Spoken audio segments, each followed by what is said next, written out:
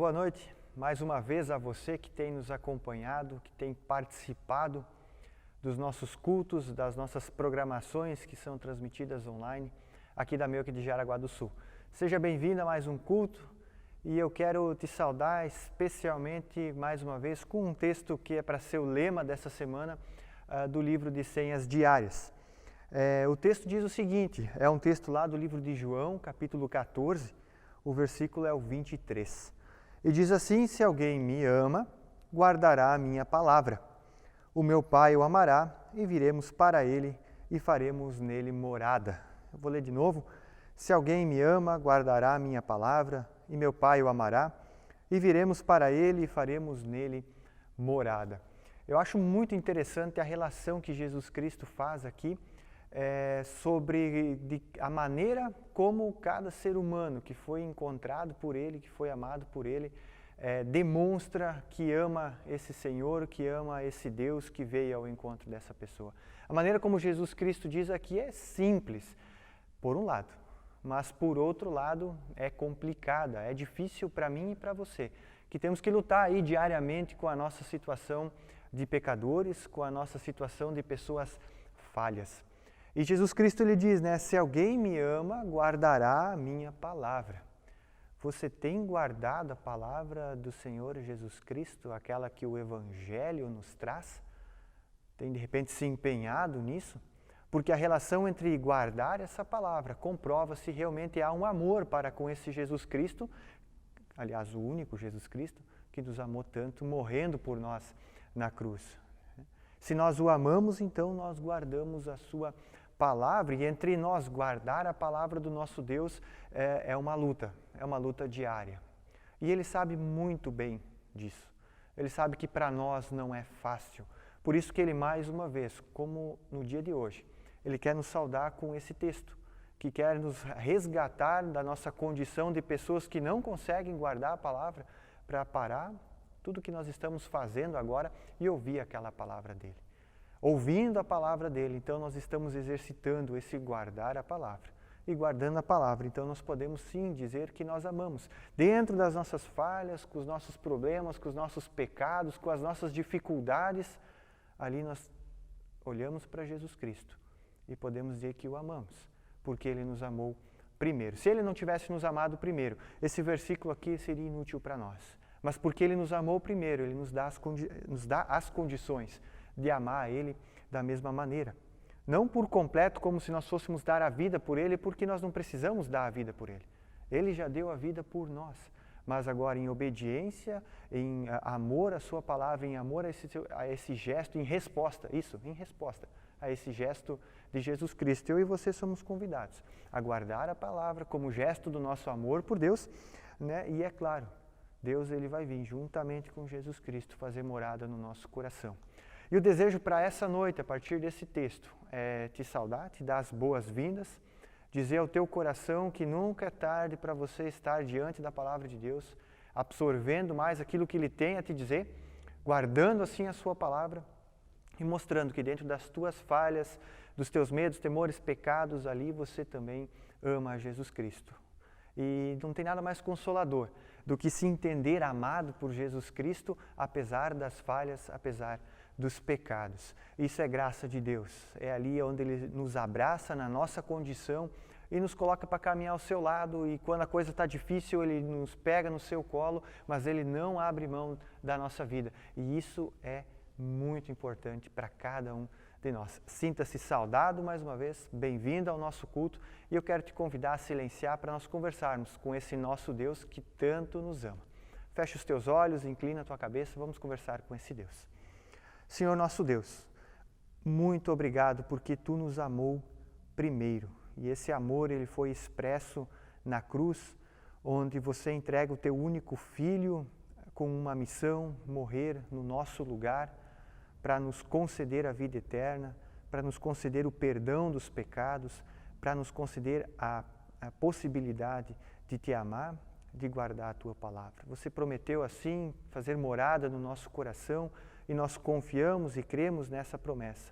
Por isso estamos aqui diante da Tua palavra, reunidos em comunidade, apesar da distância, mas em comunidade porque Tu nos faz uma comum unidade a partir da obra de Jesus Cristo.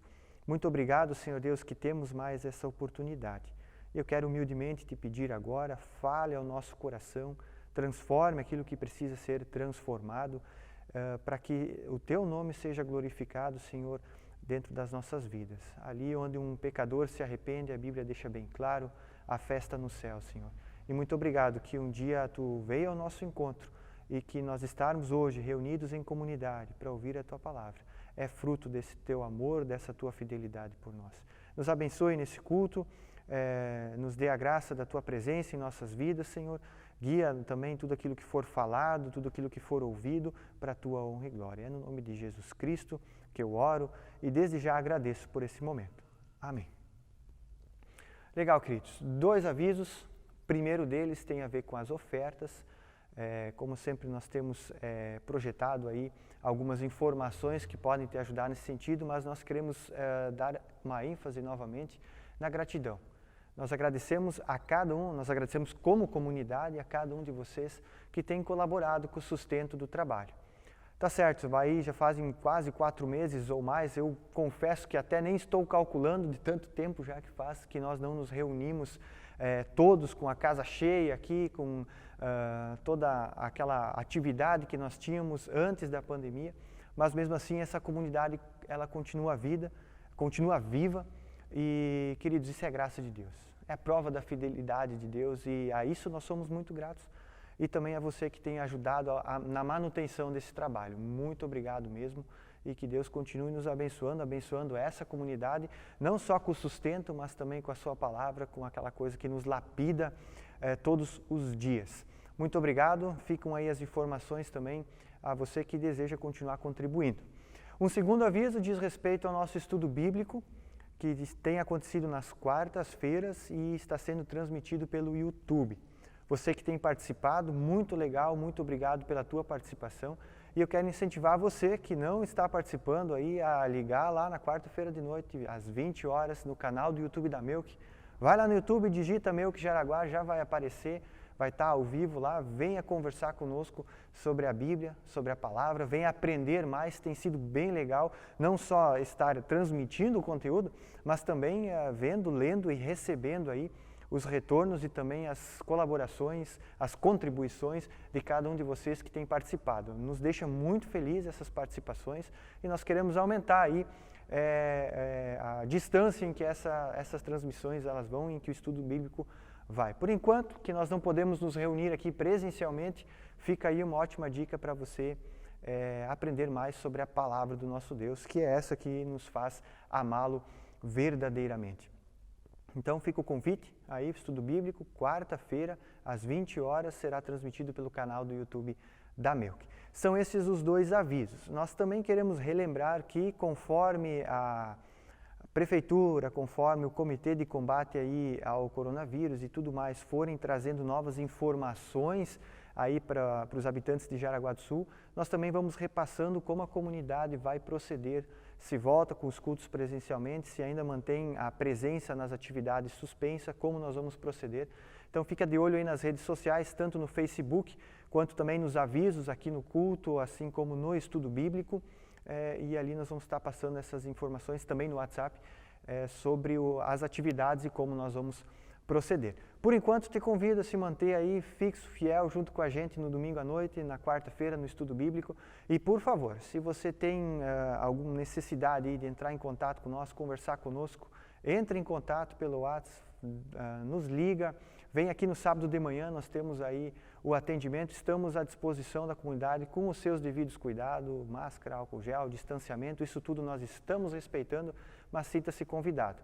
A comunidade não está aberta para o grande público, né? Isso nos traria aí algumas dificuldades, mas individualmente nós conseguimos sim conversar com os seus devidos cuidados. Sinta-se abraçado por essa comunidade apesar da distância. Legal?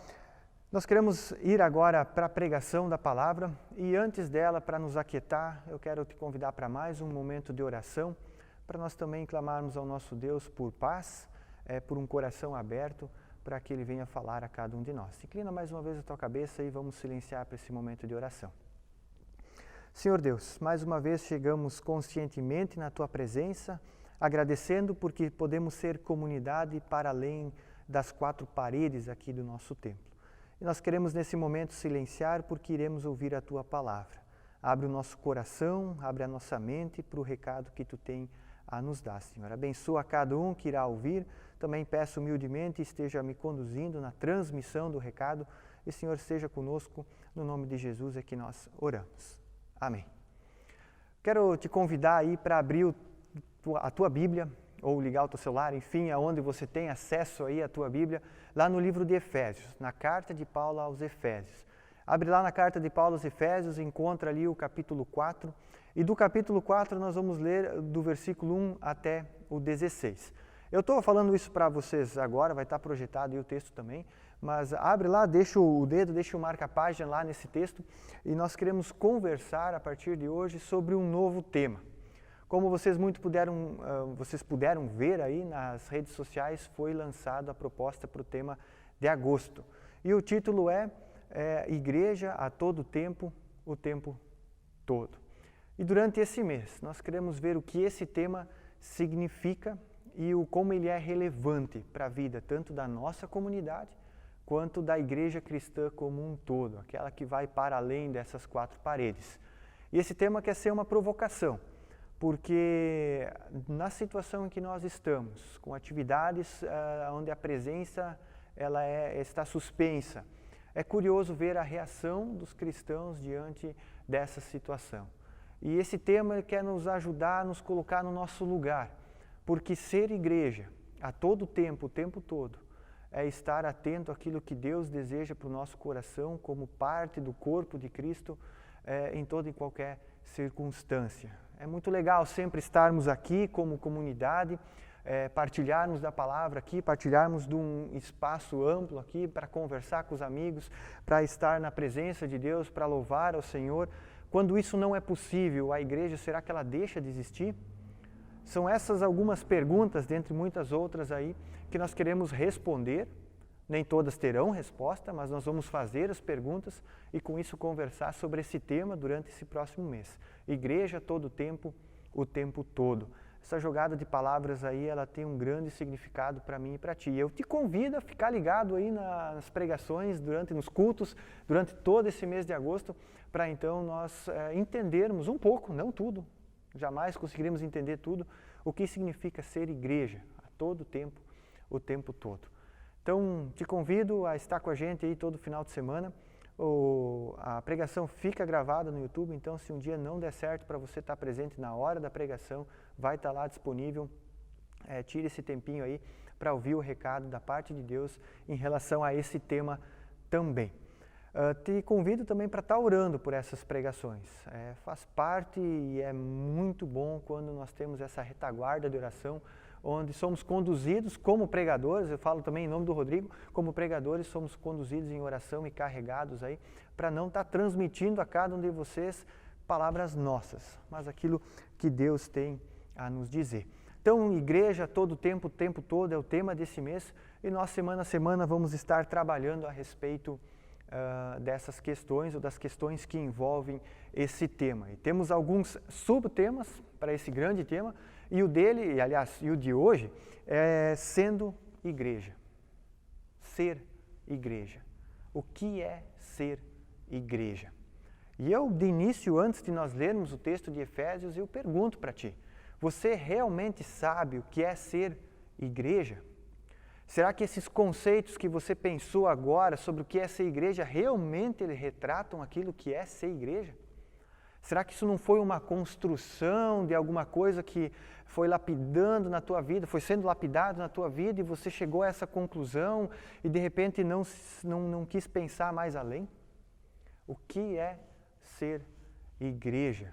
Eu confesso, por mim mesmo, muitas vezes os conceitos que nós temos da caminhada cristã, inclusive do que é ser igreja, eles são moldados por aquilo que foi colocado na nossa cabeça e não unicamente aquilo que a Bíblia traz sobre o que é ser igreja.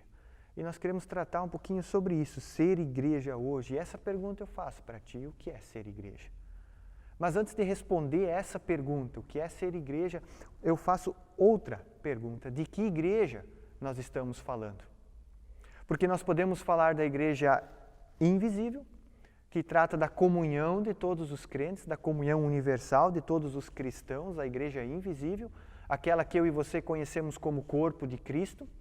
Nós podemos falar dessa igreja, ou podemos falar da igreja visível, que é aquele local onde nós nos encontramos, nos reunimos, que é o local onde nós estamos agora, né, gravando o culto aqui, e desse local, ou seja, no templo, nós podemos entender a igreja como templo, a igreja é o templo. De que igreja nós estamos falando? E nós poderíamos falar de uma ou de outra, ou da igreja invisível ou da igreja visível. Nós poderíamos falar da igreja com o I maiúsculo ou da igreja com o I minúsculo. Poderíamos falar de ambos, né? Mas nós precisamos entender que falar de uma dessas igrejas não pode existir sem falar da outra igreja.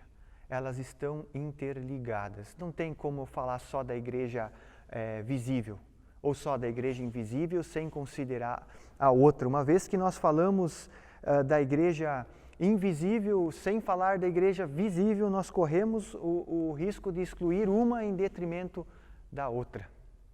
E isso se torna problemático para a caminhada cristã, porque a caminhada cristã precisa ter as duas unidas, interligadas. Igreja visível sem a igreja invisível vira um tipo de clube. Nós vamos lá, nos encontramos com amigos, batemos um papo, cumprimos determinado protocolo de atividades e deu. Ou a igreja invisível sem a igreja visível ignora a necessária comunhão física entre os cristãos. Nós precisamos ter essa comunhão. Parênteses, nesse momento nós temos essa comunhão, mas ela é via transmissão online aí, né? Cada um na sua casa, por segurança, por saúde, em respeito às normas, mas nós já vimos isso nos últimos meses aí nas pregações, nós estamos sim em comunhão. Comunhão transcende a presença física, mas a presença física ela também é importante. Por isso, igreja invisível sem a igreja visível, ela não existe. Não adianta eu dizer que sou igreja aí de ficar na casa, sem comunhão, só no troca de mensagens, na reflexão a partir de vídeos e coisas assim. Não, precisa da comunhão. A comunhão é isso que nós estamos fazendo. Hoje é a comunhão da palavra. Esse mês nós também vamos ter a comunhão da Santa Ceia, é à distância, mas é a comunhão e é necessário. E o versículo lema desse mês, como vocês viram nas redes sociais aí, é lá de 1 Coríntios, capítulo 12, versículo 26, e diz: de maneira que se um membro sofre, todos sofrem com ele, e se um deles é honrado, com ele todos se regozijam. E esse versículo ele traduz o que é ser a igreja. Quando eu e você sofremos, nós sofremos presencialmente e também quando nós estamos à distância. Isso prova a existência dessa interligação entre a igreja visível e invisível. Por isso precisa ser entendido o que é ser igreja, e igreja aqui é exatamente isso, é a soma, tanto da igreja, é a soma entre a igreja invisível e a igreja visível. Essas duas palavras aí, porque elas mudam um pouco as letras, elas às vezes embananam o falar ou complicam o falar, mas é uma realidade. As duas grandezas, a igreja visível e a invisível, precisam andar juntos. O ser igreja é tanto ser igreja visível quanto invisível. E depois de eu falar tantas vezes visível e invisível e que elas precisam estar juntas, eu penso que assim nós entendemos. Que quando eu pergunto o que é ser igreja, é essa grandeza que eu tenho em mente. O que é ser essa mescla dessas duas coisas? E aqui eu quero te convidar a ler o texto de Efésios. O texto de Efésios quer nos ajudar a entender o que é ser igreja dentro dessa dinâmica aí, entre coisas invisíveis e coisas visíveis. Abre a tua Bíblia lá, se já está aberto, então nós vamos passar a ler esse texto, Efésios capítulo 4, versículos 1 a 16. Lá vai dizer o seguinte: rogo-vos, pois, eu, o prisioneiro do Senhor. Quem é que é o prisioneiro aqui? É o Paulo. Que andeis de modo digno da vocação a que fostes chamados, com toda a humildade e mansidão, com longanimidade, suportando-vos uns aos outros, esforçando-vos diligentemente por preservar a unidade do Espírito no vínculo da paz. Há somente um corpo e um Espírito, como também fostes chamados numa só esperança da vossa vocação. Há um só Senhor, uma só fé, um só batismo, Um só Deus e Pai de todos, o qual é sobre todos, age por meio de todos e está em todos. E a graça foi concedida a cada um de nós segundo a proporção do dom de Cristo. Por isso diz, quando ele subiu às alturas, levou cativo o cativeiro e concedeu dons aos homens. Ora, o que quer dizer subiu, senão que também havia descido até as regiões inferiores da terra? Aquele que desceu é também o mesmo que subiu acima de todos os céus para encher todas as coisas. E ele mesmo concedeu uns para apóstolos, outros para profetas, outros para evangelistas e outros para pastores e mestres, com vistas ao aperfeiçoamento dos santos, para o desempenho do serviço, para a edificação do corpo de Cristo, até que todos cheguem à unidade da fé e do pleno conhecimento do Filho de Deus, à perfeita varonilidade, à medida da estatura da plenitude de Cristo, para que não mais sejamos como meninos, agitados de um lado para o outro e levados ao redor por todo o vento de doutrina, pela artimanha dos homens, pela astúcia com que induzem ao erro. Mas, seguindo a verdade em amor, cresçamos em tudo aquele que é o cabeça, Cristo, de quem todo o corpo, bem ajustado e consolidado pelo auxílio de toda a junta, segundo a justa cooperação de cada parte, efetua o seu próprio aumento para a edificação de si mesmo em amor. Esse é o texto, um tanto comprido, mas ele tem importantes conselhos para nós entendermos e respondermos à pergunta: o que é ser igreja? E essa pergunta ela ainda está em aberto. E a primeira coisa que Paulo ele responde a essa pergunta, se nós fizermos essa pergunta para esse texto, é que ser igreja é viver em unidade.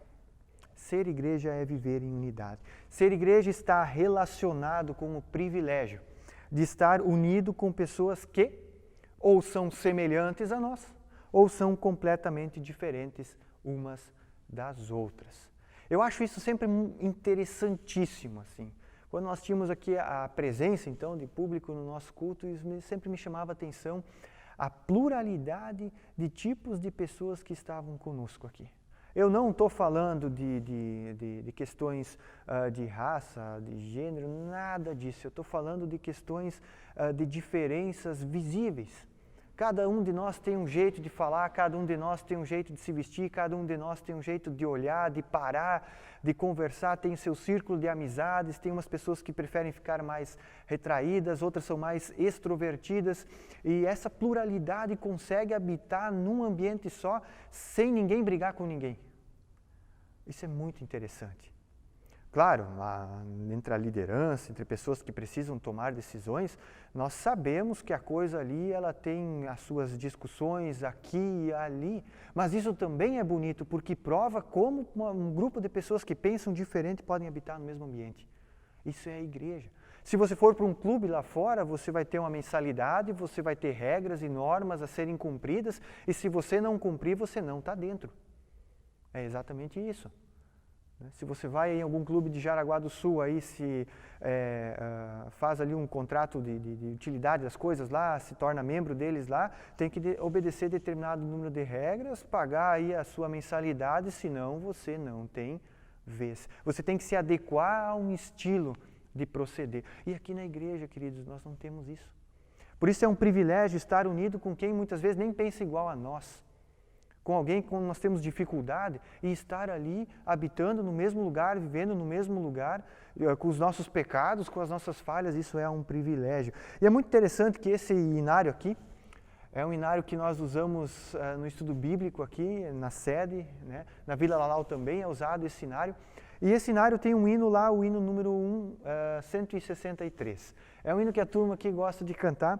E o hino começa dizendo: juntos na mesma fé, no mesmo amor, juntos em mente, em coração, juntos. Né? E daí o texto do hino ainda vai falar, né, que juntos no na alegria, também na tristeza, juntos em todos os ambientes, apesar de todas as diferenças. Provavelmente você cantarolou, que você que conhece o hino, cantarolou ele agora, e percebeu de fato, até nesse hino mostram que diante de todas as diferenças, nós temos o privilégio de estarmos unidos. Por isso, ser igreja é viver em unidade. Mas a pergunta que fica aqui, estar unido, é fácil? Não, não é fácil. Não é fácil. Por isso, Paulo ele escolhe as seguintes palavras no início do texto que nós lemos. Rogo a vocês, andem de modo digno da vocação a que vocês foram chamados, com humildade, com mansidão, suportando-vos uns aos outros e esforçando-vos com empenho, com vontade, com desejo, esforçando-vos com empenho para perseverar na unidade ou para preservar a unidade. Olha só as palavras que Paulo escolhe. Ou seja, viver em unidade, sim, traz os seus desafios. Nós pensamos de maneira diferente sobre questões semelhantes, nós temos opiniões diversas e bem fundamentadas sobre as mesmas questões e nós temos capacidade de investir um grande período de tempo discutindo questões porque nós temos essa capacidade, pensamos diferentes e temos argumentos. E não foi à toa que Paulo escreveu isso, porque os efésios também já sofriam com essa situação. Isso, de um ponto de vista, é legal, porque mostra que a igreja pode ser unida, pode viver em unidade apesar das diferenças, né? Por isso Paulo escreve esses primeiros versos. Ele sabia que viver em unidade não é fácil e ele convoca cada um de nós a nos esforçar para preservar a unidade. Eu e você somos chamados a ser igreja nos esforçando para preservar a unidade. No versículo 13 é muito interessante como Paulo termina esse versículo, né? Ele vai dizer assim, preservar a unidade no Espírito ou do Espírito no vínculo da paz. E a pergunta que eu faço, que paz é essa? Você mais jovem provavelmente lembrou da música da banda Resgate, O Nome da Paz, já começou a imaginar ela ou cantar ela na tua mente, mas é exatamente a paz que Jesus Cristo falou lá em João capítulo 14, versículo 27.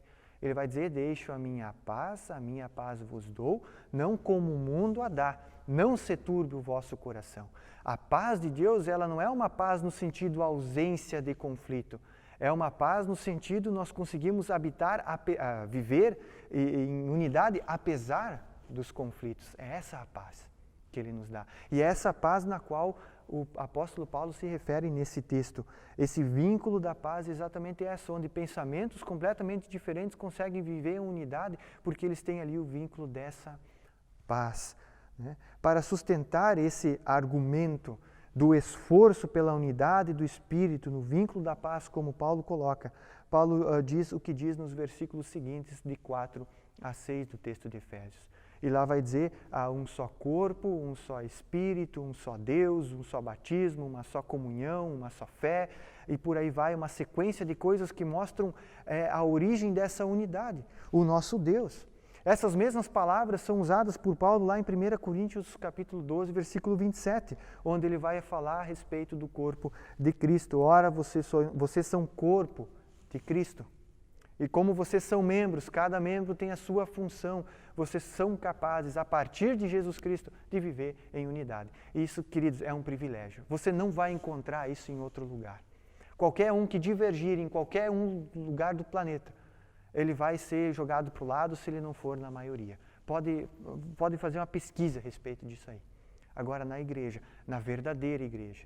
A igreja que é a soma da igreja visível e invisível, essa mescla toda ali. Nessa igreja, na verdadeira igreja, esse sentimento, ele é abafado pela presença de Jesus Cristo, que é o cabeça. Eu e você somos convidados a ser corpo de Cristo. E por isso, Paulo também tem que olhar assim, a igreja, o que é ser igreja é sim viver em unidade, mas ele vai além. O que é ser igreja também tem a ver com uma constante capacitação, ou com um ser constantemente capacitado. Ser igreja precisa disso, porque viver em unidade é necessário lapidar uma coisa aqui e ali, a todo tempo, a todo momento. Por isso, o que é ser igreja é ser constantemente capacitado. O sustento do que Paulo diz se encontra na centralidade da pessoa que precisa estar no centro. Que pessoa é essa? Jesus Cristo. Jesus Cristo precisa estar no centro. A verdadeira igreja tem Jesus Cristo no centro. Por que ele precisa estar no centro? É a pergunta agora. E o texto mesmo responde, aquele que desceu é também aquele que subiu, ou seja, essa frase de Paulo, ela aplica a totalidade do agir de Deus, o tamanho do agir, a abrangência do agir de Deus. Ele vai dizer, aquele que desceu é também o que subiu acima de todos os céus, ou seja, está por cima de tudo e todos, para encher todas as coisas. Ele é a fonte que enche todas as coisas. E a gente consegue entender o porquê que ele precisa ser o centro. Se ele não é o centro, como é que as coisas serão cheias? Se nós lemos lá o primeiro capítulo de João, do Evangelho de João, nós temos essa mesma realidade. Paulo fala que Cristo enche todas as coisas e trata-se do sustento, tanto da vida como e principalmente da igreja. Eu lembro de uma frase, e é uma frase típica de vó. Quando tu vai na casa da avó, daí tu tá lá, né, tu até não tá com fome, ela vai comer e ela emenda atrás dessa frase vamos comer ou vai comer, a outra frase que é saco vazio não para em pé. E se eu e você já vimos uma sacola aí do mercado, sacola aqui do Cooper ou enfim de qualquer mercado e vazia, você vai ver que ela não vai parar em pé. Ela vai cair, ela vai se amontoar, mas ela não vai parar em pé. E um saco vazio não para em pé assim também. A minha e a tua vida sem Jesus Cristo, querido, ela não existiria. Ele é que nos permite o fôlego de vida e Ele também permite a existência da igreja. Graças a Jesus Cristo, o cabeça da qual a igreja é corpo, é que existe possibilidade de unidade, de ser igreja. E que existe a possibilidade do caos estar sob controle. Aliás, o caos estar sob controle. Olha só, nós estamos falando que a unidade é a soma aí de pessoas que pensam diferente, conseguem habitar no mesmo ambiente. E isso só é possível porque Jesus Cristo é o cabeça. Se Ele não fosse o cabeça da igreja, o caos não estaria sob controle. Assim a gente já diverge em muita coisa, imagina sem Cristo no centro. Ele é o sustento. E como Ele sustenta? Capacitando. Por um lado, capacitar, quer apontar para o arrependimento contínuo. É ali onde eu me reconheço como uma pessoa falha, pecadora, problemática, que só traz problema, uma pessoa problemática. Nós somos assim. Temos as nossas falhas, nossos egoísmos, nossos pecados, né? E quando Jesus Cristo ele nos capacita nesse sentido, Ele nos chama ao arrependimento. A dizer, olha Senhor, eu não tenho mais nada para te oferecer a não ser o meu pecado. Por um lado. Por outro lado, como os versículos 11 e 12 do texto que nós lemos afirmam, Ele nos concede dons com vistas ao aperfeiçoamento para a edificação do corpo de Cristo. Isso é fascinante porque em nenhum outro lugar no mundo pessoas falhas vão receber tamanha atenção do que aquela atenção que Jesus Cristo nos dá. Pode fazer uma pesquisa nesse sentido também. Jesus Cristo, apesar das nossas falhas, que nós precisamos nos arrepender constantemente, Ele ainda nos capacita para fazer a sua obra. Pergunta aí, vai lá, chama um pedreiro para trabalhar aí alguma coisa na tua casa, numa construção. Se ele fizer um mau serviço, você vai chamar ele de novo? Não, ainda mais se tiver que pagar ele, você não vai chamar ele de novo. É interessante, Jesus Cristo nos chama e quem pagou o preço desse chamado foi Ele mesmo. Isso é muito fascinante, por isso ser igreja é estar em constante capacitação, porque Deus nos chama ali do nosso caco e nos transforma e nos coloca para trabalhar. Só Jesus Cristo pode fazer isso e isso é ser igreja. Por isso o versículo 11 e 12 afirmam, concede-nos dons com vistas ao aperfeiçoamento para a edificação do corpo de Cristo. Isso é fascinante. Olha só, nas nossas falhas Deus nos usa. Paulo, em 1 Coríntios capítulo 3, versículo 6, vai dizer o seguinte, eu plantei, Paulo levou o evangelho, Apolo regou, foi lá e deu aquele reforço, que eu e você precisamos também, reforço a respeito do evangelho, mas o crescimento, a capacitação, o desenvolvimento, o amadurecimento, quem deu foi Deus, porque Ele é o cabeça. Em Jesus Cristo, Ele é o cabeça. Ele é o guia. Quando Cristo está no centro, o crescimento surge por si só, no seu devido tempo. Isso é interessante, quando Cristo está no centro, o crescimento da igreja, a soma do invisível e do visível, ela cresce, quando Cristo está no centro. Quando o ser humano está no centro, então ela desmorona, ela apodrece, ela enfrenta muitas dificuldades. Né? E aqui vale uma reflexão interessante. Queridos, ali onde existem igrejas, que se dizem igrejas, e pregam no seu centro seus pastores, abra o teu olho. Essas igrejas, elas podem até estar bombando, elas podem te cativar pelos olhos, pelo show que elas apresentam, mas lá dentro não tem nada. É pura fachada, porque Cristo não está no centro. E se Cristo não está no centro, não há fundamento. Não há o cabeça, não há aquele que guia, não há aquele que aperfeiçoa. É necessário que Cristo esteja no centro. Portanto, a igreja ela é cristocêntrica e não antropocêntrica. Ou seja, é Cristo que está no centro e não o ser humano. Ali onde o ser humano está no centro só dá meleca, só dá sujeira, só dá enganação.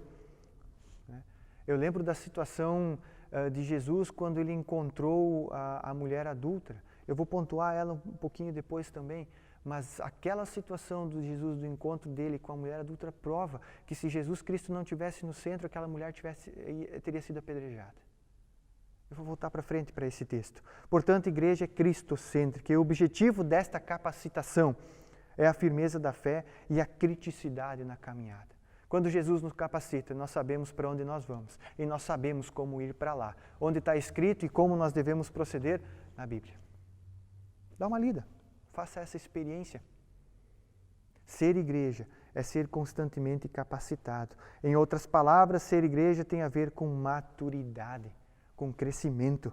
E maturidade é renunciar a si mesmo pelo serviço ao reino de Deus, sem birras. E nós gostamos de fazer birra.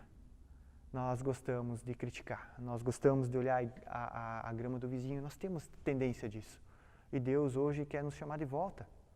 Quer nos fazer olhar que a nossa igreja, a nossa comunidade, a nossa vida cristã, ali onde Ele nos colocou, tem tanto valor quanto qualquer outra por aí, onde Cristo é o centro. E quando Cristo é o centro, Ele nos chama e nos capacita a ter maturidade. E aqui um terceiro ponto e último da nossa conversa de hoje, tem a ver com maturidade cristã. Igreja, ser igreja, é ter maturidade cristã. Igreja madura, para o Paulo, está ligada à pura dependência de Deus. Não que Deus vai vir lá da eternidade arregaçar as mangas e fazer o que nós não fazemos. Ele muito bem podia fazer isso. Ele podia vir lá em cima com uma legião de anjos, o pessoal trabalha muito melhor que nós, vir aqui fazer todo o serviço e voltar feliz para casa. Ele podia muito bem fazer isso. Mas como nós vimos antes, Ele pega eu e você, na nossa condição de pecador, e quer utilizar eu e você para a sua obra. E Ele quer gerar em mim e em ti maturidade cristã. Isso está ligado com dependência de Deus. Dependência de Deus, por sua vez, está ligado ao seguir a verdade em amor. Seguindo a verdade em amor e tendo a verdade em amor como motivação e objetivo, a igreja cresce naquele que, como o versículo 15 do texto que nós lemos afirma, é o cabeça. Jesus Cristo, o nosso guia. Quando Jesus Cristo é o nosso guia, não são coisas superficiais, terrenas, supérfluas, que vão atrapalhar o nosso relacionamento com Deus, que vão servir de motivo de birra para mim. Não. Quando existe uma maturidade cristã, dependência de Deus é seguir a verdade em amor e dizer é o que temos para hoje, nós vamos fazer bem feito, vamos fazer com o que nós temos, como der, para que Deus seja honrado sim. Isso mostra quem nós somos e mostra aquilo que Deus faz a partir de nós. Maturidade no ser igreja está relacionado com os ajustes necessários, que partem da cooperação em amor de todos os membros do corpo. E aqui eu também chamo para um detalhe e aponto para o exemplo da mulher adúltera agora. A comunidade cristã e o seu ajuste oferecido por Deus e capacitado por Deus pode ser expressado pela exortação que perdoa e não que humilha. Exortação que humilha não é cristocêntrica. E a história, o relato da mulher adúltera prova isso. A mulher adúltera chega diante de Jesus, os seus acusadores apontando o dedo para ela, dizendo que ela foi pega em adultério, como se adultério fosse feito sozinho, né? Ela foi pega em adultério e todo mundo com pedra na mão chega diante de Jesus Cristo. Até chegar diante de Jesus Cristo, a coisa toda era antropocêntrica. Eu estou com dificuldade nessa palavra. Mas a coisa toda era o ser humano no centro. Nós tomamos a decisão. E quando chega diante de Jesus, a invertida, ela é fantástica. Jesus Cristo vai lá, olha para a mulher, escuta aqueles que acusam e larga aquela resposta que ninguém esperava. Nada mais do que uma exortação que perdoa. Diz para aqueles que acusam, quem não tem pecado aqui, que atire a primeira pedra. Devagarinho, cada um vai saindo. E a mulher ali é encontrada pelo perdão de Deus. Jesus Cristo tinha toda a autoridade para dizer, mulher, o que você fez, você é, e encher de palavrão a mulher. E condenar ela pelo que ela fez. E Jesus podia ter feito isso. Mas não, a exortação cristocêntrica, ela perdoa. Ela não critica, não aponta o pecado, não julga, não põe no inferno ninguém. A exortação que perdoa, abraça, dá uma nova chance, é isso que Jesus Cristo fez. E isso é sinal de maturidade cristã. Quando achamos que nós temos direito de julgar pessoas, de colocar pessoas no inferno ou não, nós temos um grave problema ali. Nós tornamos a nossa igreja antropocêntrica. Acho que acertei a palavra. Mas é exatamente isso. Por isso, maturidade no ser igreja, ele gera unidade e não repulsa. Exortação que condena gera repulsa. Exortação que perdoa gera unidade, gera aprimoramento, gera aperfeiçoamento. Parte de um cristocentrismo, gera um ambiente agradável de se estar. E o Salmo 133, versículo 1 diz, ó, como é bom e agradável viverem unidos os irmãos. E aqui o agradável não tem a ver com, nossa, como é bom, prazeroso, aquele sentimento nosso. Tem também a ver com isso, mas tem a ver com viver num ambiente onde nós temos alguém que nos guia, que media os nossos conflitos, mas nós conseguimos viver ali ajustados. Uma outra tradução poderia ser como é bom e ajustável viverem unidos os irmãos. Porque esse ajuste quem faz é Cristo, porque Ele está no centro. Não existe melhor definição para a igreja do que essa. Como é bom e agradável viverem unidos os irmãos. Agradável também significa ser passível de ajuste. Eu e você somos ajustados todo dia. Se nós não formos ajustados todo dia por aquilo que a Bíblia nos ensina, por aquilo que o Espírito Santo nos impulsiona a viver, nós estaríamos numa tragédia mundial aí, com certeza. Eu quero trazer um exemplo bem bacana aqui, que eu julguei bacana, mas assim, tem a ver com um filme de ação. Eu gosto de filme de ação. Um filme assim onde tem um tiroteio aqui e ali, uma cena de luta e tal, de repente não é o teu gosto de filme, então eu recomendo que você de repente não olhe o filme que eu vou citar aqui, porque ele é de uma ação um tanto frenética assim, mas eu gostei bastante de uma coisa que apareceu no filme. Esse filme se chama A Velha Guarda, ou The Old Guard. Tem na Netflix, eu acho que é uma produção da Netflix, não recordo agora. Esse filme é bacana, trata ali de alguns indivíduos que eles vivem muito mais do que aqueles indivíduos normais. São indivíduos aí que já passaram por várias épocas aí na Terra e eles então estão ali para ajudar em determinados pontos aí da história do ser humano. Se você tem interesse, olhe, mas eu falo, ele é ação. Se você prefere um drama, uma comédia ou alguma coisa desse gênero, então não vai gostar do filme. Ou se quiser matar a curiosidade, vai lá e olha. E nesse filme, essas pessoas elas acabam descobrindo que somente quando elas estão unidas, elas conseguem se proteger, elas conseguem crescer e elas conseguem manter esse, vamos dizer assim, entre aspas, esse dom que elas têm. O filme é interessante. Mas o que eu resgato é essa unidade. O final do filme vai mostrar essa unidade. E essa unidade, ela representa um pouquinho aquilo que é para ser a verdadeira igreja. Não que aquele filme está falando de igreja, não é isso.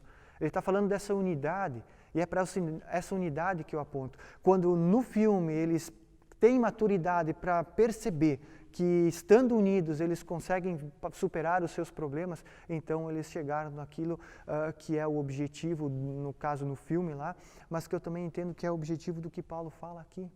Viver nessa maturidade cristã é onde as nossas diferenças, e no filme eles têm bastante diferenças, esses personagens, é entender que essas diferenças elas não afetam essa unidade, porque essa unidade ela é superada pela maturidade cristã. Eu acho que aqui agora eu me fiz claro a você, a partir desse exemplo também do filme. Por isso, ser igreja, unidade capacitada a ter maturidade para trabalhar em unidade.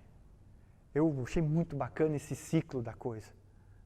O ser igreja é viver em unidade e uma unidade em constante capacitação para ter maturidade para então trabalhar em unidade. E assim o ciclo, ele se fecha. Assim o ciclo, ele se fecha. Eu quero concluir e pergunto para ti, nessa conclusão, se ser igreja estiver na contramão dessas palavras de Paulo, e se este ciclo de unidade, capacitação e maturidade não for fechado, será que nós temos uma resposta para essa pergunta? Se ser igreja se tornou um fardo penoso, difícil, será que nós temos resposta para essa pergunta? O que fazer nessa situação? Sim, nós temos uma resposta, e a resposta é um nome, Jesus Cristo. Por que a resposta é Jesus Cristo? Porque apesar da nossa dura cerviz, apesar de que queremos nos colocar no centro das coisas, Jesus Cristo continua no seu lugar como centro e sustento da igreja. Ele é o cabeça. E se uma vez ele foi posto como fundamento, como cabeça, ele não sai mais dali. Por mais que nós tentamos ser o centro da coisa toda, nós vamos ser repelidos, porque esse centro já está ocupado por quem precisa estar ali, que é Jesus Cristo. Paulo também afirma algo nesse sentido lá em 1 Coríntios 3, versículo 11. Porque ninguém pode pôr outro fundamento além do que foi posto, que é Jesus Cristo. Não dá para trocar. Não dá para trocar esse fundamento. A igreja cresce sobre esse fundamento que não foi posto por ela. Não foi a igreja que pôs esse fundamento. Deus pôs esse fundamento. E a igreja foi construída em cima desse fundamento. Inclusive o fundamento visível, fixo, ele também foi construído pelo Evangelho. Queira você acreditar ou não, mas a igreja que nós temos aqui, o templo, essas 4 paredes, elas foram fixadas, ou o fundamento delas foi fixado pelo Evangelho. Como assim? Claro, alguém um dia, impelido pelo Evangelho, bancou isso aí. O Evangelho cria propriamente a igreja visível, desculpa. Além de criar a igreja invisível, de ser o fundamento para a igreja invisível, a igreja visível também tem o seu fundamento no Evangelho. É ele que impulsiona isso aqui tudo a existir. O que foi construído acima do fundamento, sim, é passível de ajustes, mudanças, mas o fundamento permanece fixo e isso é graça. Nós seríamos infelizes se o fundamento não estivesse mais ali. Porém, graças à misericórdia de Deus, ele sempre está ali. Perguntas finais agora. Finalmente, respira fundo aí. Perguntas finais para ti e para mim. O que tudo isso que eu falei hoje de noite e que a Bíblia nos traz a partir de Efésios significa para nós hoje? Como podemos entender o ser igreja em pleno ano de 2020 em meio a uma pandemia? Já que os moldes de ser igreja mudaram. Como ser igreja, como entender, como podemos compreender o ser igreja nessa situação? Nós podemos, queridos, e devemos entender como uma oportunidade de perceber algumas coisas.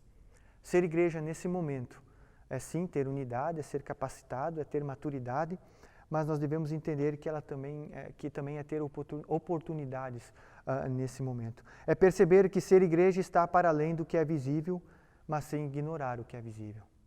Ser igreja está para além de uma câmera e além de uma tela. A igreja está para além disso. Que ser igreja nunca precisou ser tão bem compreendido como a comunhão universal dos cristãos como o corpo de Cristo. É isso que nós estamos vivendo nesse momento de pandemia. Compreender essa realidade. Quando nós podemos estar presencialmente aqui, nós muitas vezes nem nos ligamos disso. Agora, quando estamos longe, nós percebemos que a nossa comunhão é universal com todos os crentes com base na igreja invisível no corpo de Cristo. Nós podemos perceber que ser igreja depende do meu contato pessoal, dedicado e contínuo com aquele que é o cabeça, com aquele que rege os membros do seu corpo, e não só das palavras do pregador no domingo à noite. E queridos, eu preciso confessar, muitos dos nossos irmãos que congregam aqui, infelizmente, viviam nessa perspectiva de que igreja é só domingo de noite. Querido, não é assim. Igreja vai muito além disso. Igreja depende do meu e do teu contato pessoal com esse Deus. Também, lá no início nós falamos o que é ser igreja, é a soma da igreja com I maiúsculo com a igreja com I minúsculo. E aqui nós compreendemos isso.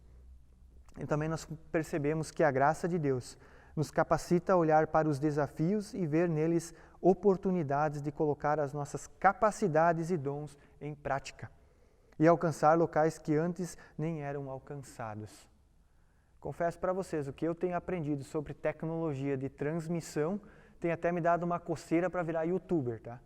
Mas eu não vou fazer isso, a não ser que Deus queira, daí não tem o que eu fazer. Mas, queridos, a gente vai explorando áreas que a gente nem tinha ideia que tinha capacidade de explorar. E isso é fantástico, isso é ser igreja. E que ser igreja, por último, é depender desse Deus que, como o versículo 6 coloca, é sobre todos, age por meio de todos e está em todos. Isso é ser igreja, é ter a presença desse Deus na nossa vida. Ser igreja está para além do que conseguimos compreender, mas sem ignorar como a compreendemos há tanto tempo. Ser igreja está para além do que conseguimos compreender, mas sem ignorar como a compreendemos há tanto tempo. Querido, que Deus te abençoe, te guarde e te dê clareza no que é ser igreja.